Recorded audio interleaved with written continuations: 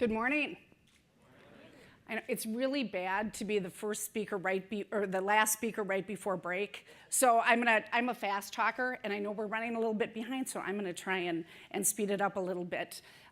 First of all, I want you to imagine if something as mundane as stormwater management could actually be considered an amenity, something that developers and neighborhoods would clamor for.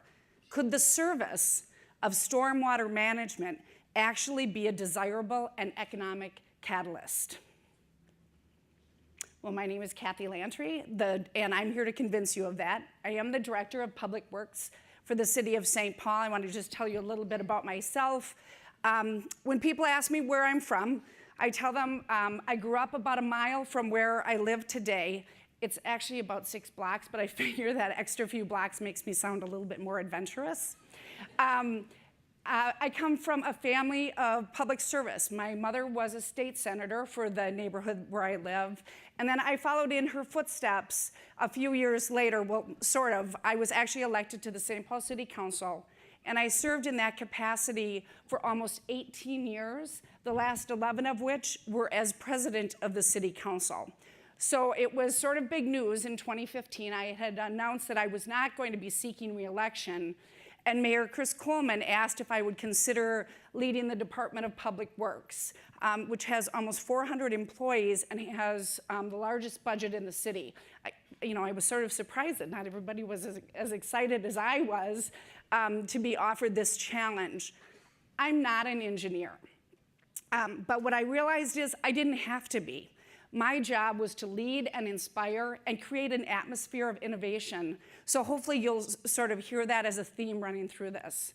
Just a quick overview about my hometown. We're about a little over 300,000 people, which is close to our all-time high from 1960. We're about 56 square miles, and the city is becoming more and more diverse, and I will tell you that that has only added to the strength of our city. If you came to St. Paul today, this is what you'd see. The Mississippi River runs through the city, and it's actually part of a national park. We have 26 miles of shoreline in St. Paul. I'll also point out our tagline, St. Paul, the most livable city in America. When Mayor Coleman was elected in 2005, he declared St. Paul the most livable city in America. He loves to do bold statements like that. And then he's spent the next 12 years making that vision a reality. We are a city that preserves and honors its history. We're the state capital, so we have lots of municipal buildings. We are blessed to have wonderful cultural and arts organizations. We're home to a dozen colleges and universities, which help to feed our 16 Fortune 500 companies they call our region home. We're a city that also has to work 4 seasons a year, so we invest in a lot of outdoor activities for all 4 seasons. Our Parks Department is one of the best in the nation, usually voted #1 or #2.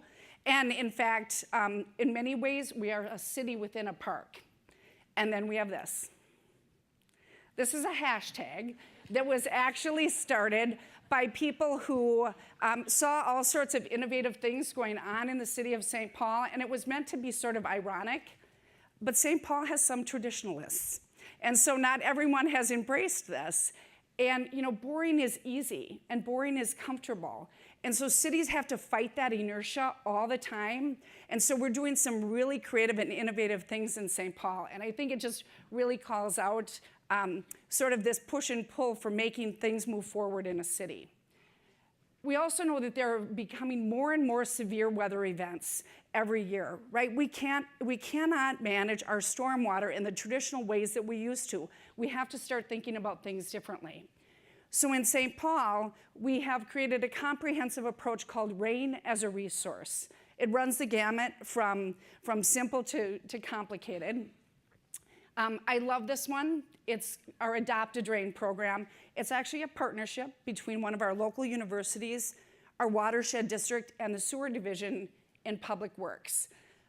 We're lucky in St. Paul. In about 1985, we started separating our sanitary and storm systems. So anything that goes down our storm sewers in the city goes right to the Mississippi River.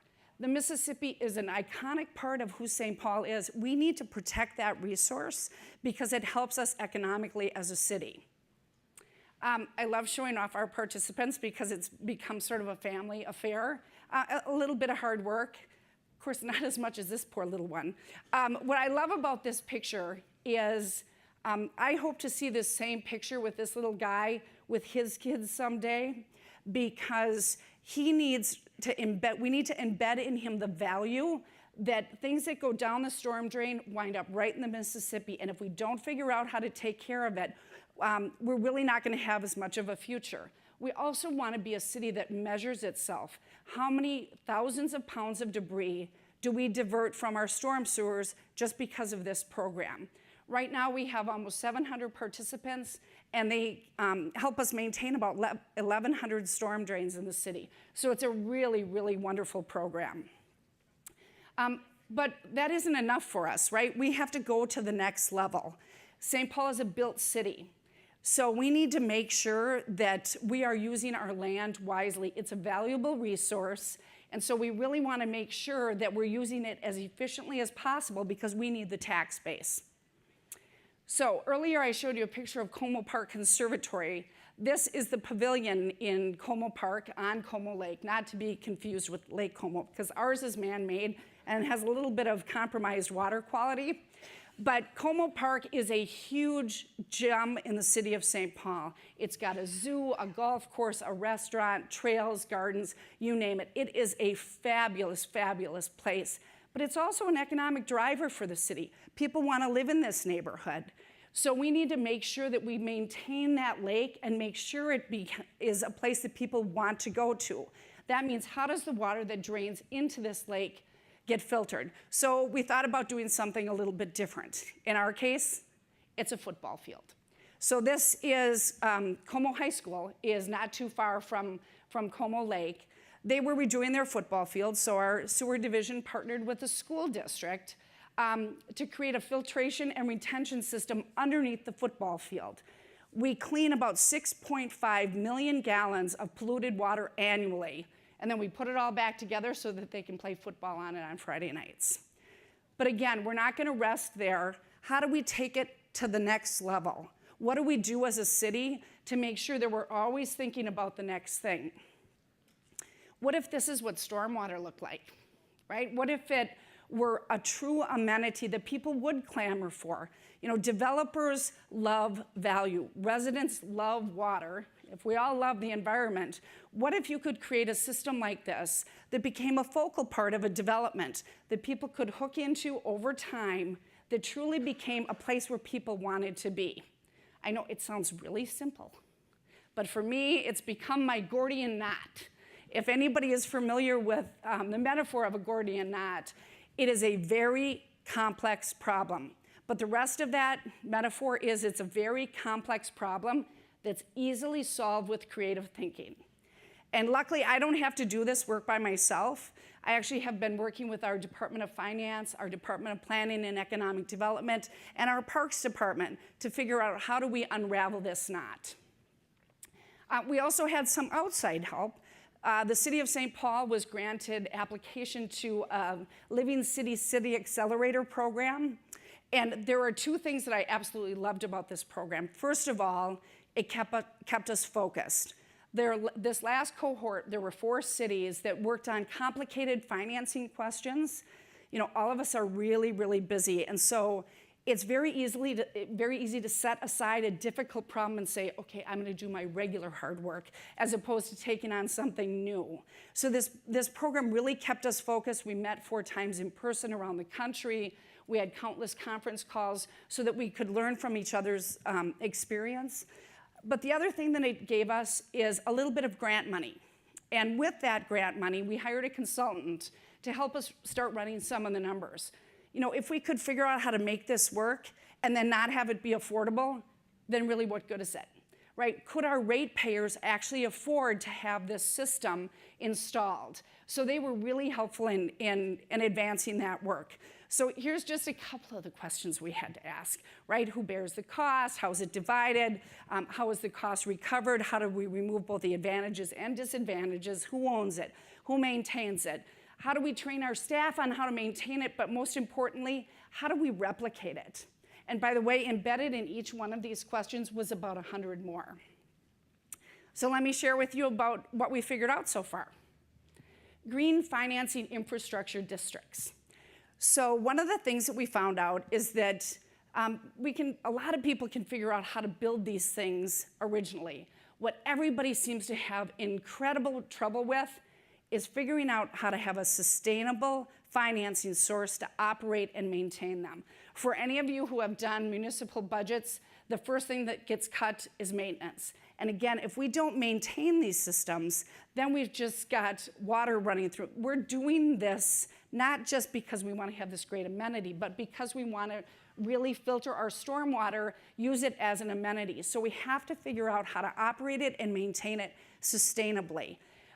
So what I like about a green financing infrastructure district is, first of all, it is codified in city ordinance, right? So it becomes law. It's a nice message to everybody. Here's how we're going to do things. But the other thing is timing. And I'll show you later on, one of the things that we're finding ourselves doing is playing catch up a lot of the time, where development is way out front of us, and then we have to figure out how to catch up. So including a financing district is a really important part. Let me show you sort of how it would work. So you set up a green financing infrastructure zone. The people who are closest to the amenity pay the most. They have the most direct benefit. But then you go out to the watershed district, right? Those people pay a little bit less because they're the ones feeding into that watershed. And then the city as a whole also feeds into that because it's all part of a system. And yet, again, you have to make it affordable, and each ring out pays a little bit less, but the folks who get the most benefit pay the most. Communication is a key part of this, right? Especially to developers, they want predictability. So, and in St. Paul, it's not like, well, if you don't do shared stack green infrastructure, you can just do whatever you want. We already have regulations that tell people what they need to do. So we want to bring it to the next level. We want to show developers, here's the base price of what you would have put in. Here's the cost of this new system. Might be more, might not be. And then how can we show the benefit? Is the land value higher? Can you get higher rents? Can you sell for more? Those sorts of things are really important to make sure we communicate. But also to the public. We do want the public to clamor for this. And we want them to have it embedded as a value that St. Paul is going to treat its stormwater differently. And of course, our partners. You know, we will not be able to do this work alone. We need federal partners, state partners. In Minnesota, we have a regional governance structure called the Metropolitan Council. They are going to be a key partner in figuring out how to finance this, and we want them all to be bought in so that they can help us advance this work. I want to share just a few of our current opportunities because I think they're pretty fascinating. This is the Ford site. Ford Ranger trucks used to be made at this site. It's 135 acres. It's considered one of the most valuable pieces of development in the upper Midwest. For a little bit of context, the Mississippi River runs alongside of it. And it's about 5 minutes away from our twin city, Minneapolis. It's about 10 minutes away from our international airport. And it's in one of the most desirable neighborhoods in the city of St. Paul. This is just sort of a representation about how the land could be developed. What I want you to focus on is the green spine that goes down the middle of this site. We want to make this a focal point, a feature of this particular place. And then we also want to bring people down to the beautiful part that's below, that's at grade with the Mississippi River, to really connect that neighborhood with the river. This is our proposed development in our west side neighborhood. This is the greenway that would go in between the two housing developments. In the background is the Mississippi River. This really would be an amenity, not just open space, but also stormwater management as well. A little bit of context, this neighborhood doesn't have a lot of green space. So for the neighborhood, it's really, really going to be a critical amenity. And then this is our Major League Soccer stadium. It's being constructed right now. We are going to harvest the rainwater from the roof to irrigate both the field and the trees around it.